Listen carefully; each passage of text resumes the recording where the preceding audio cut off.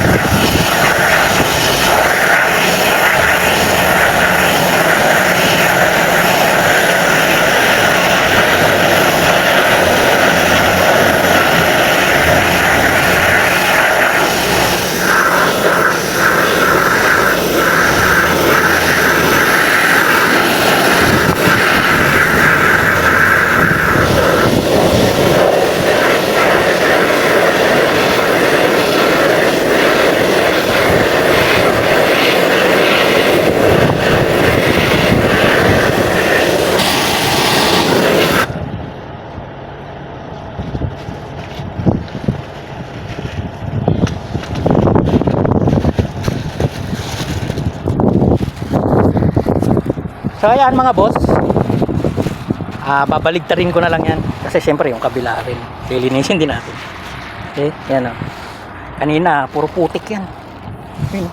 Puro putik. Babaligtarin natin yan, same procedure. Lilinisin dito pag ganun, tapos pag ganun, pag ganun. So hanggang sa pare-pareho silang malinis syempre. Okay, so hindi ko na bibidyo yung pagbabaligtad yan mga boss. Ito tapos na to, yan, palitan. At ito ang gagawin natin ngayon. Then next Friday pipinturahan natin yan. Ito na mga boss, tinetesting ko na isa-isa. Ito pangalawa to. Ito yung una. Ang damage nito Dito may butas, tapos dito may butas din. Dito malaki ang mga butas nito. Plus itong thread niya, yan oh. Ano na oh, lost thread na oh. So papalitan natin 'to. Tapos gagawin natin yung butas. Yan. Tapos itutuwid yung mga yan. Tsaka natin i-repaint para gumanda. Tulad ng mga radiator na ginawa natin nung nakaraan. Yan. So, sa pagpapalit nun, dito meron ako mga spare. Ito. Yan. Yan, maganda pa yung thread nito. Marumi lang, pero lilinisin ko lang yan. Yan. Ganun ako ito. Yan. Ang condenser kasi ng bulldozer, isang malaki, tsaka isang maliit. Ito yung maliit. So, ang problema nun, yung malaki. Yung malaki, ang problema nun, lost thread siya to. So, itong ipapalit natin.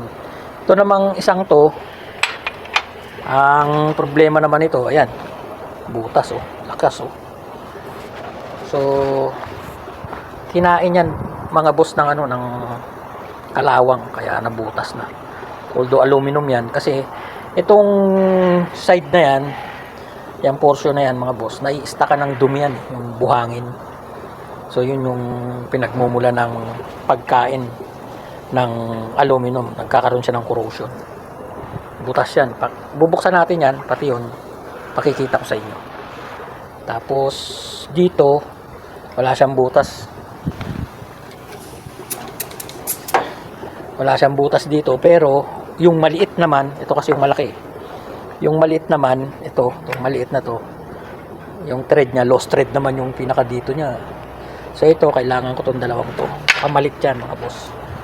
So napakinabangan ko na yung mga kinakahoy kong spare parts, ha. So ganun lang, kahoy lang.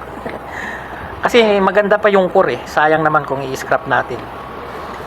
So yung leak naman, matatabunan yan, mahihinang ko yan yung thread. So basta magagawa yan, i-update ko kayo.